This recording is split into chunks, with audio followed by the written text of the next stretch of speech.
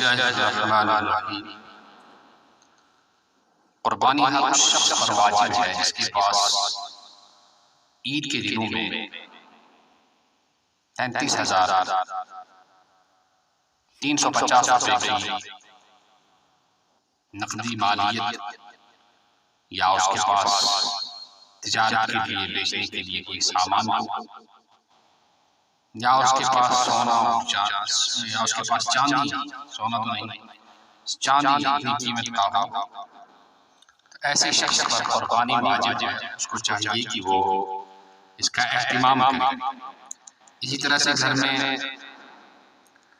جو عورتیں ہوتی ہیں ان کے پاس جو سونا وغیرہ ہوتا ہے یا چاندی ہوتا ہے، اگر اس کی قیمت اگر وہ 33,350 روپے کی مالیت کا، اتنی قیمت کا ان کے پاس سونا یا چاندی ہے تو ان پر بھی قربانی واجب ہے۔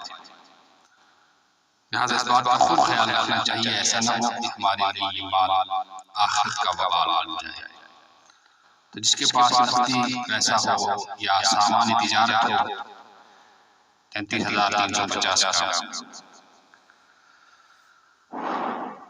یا اس نے اور کوئی مال خرید رکھا ہے، زمین بیچنے کے لیے خرید رکھی ہے، ایسے شخص پر قربانی کرنا واجب ہے۔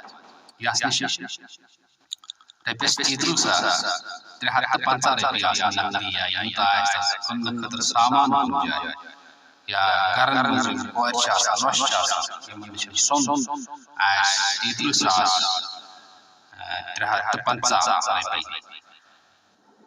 تم پونسن سون چند امن قربان واجب۔ لہذا اس کی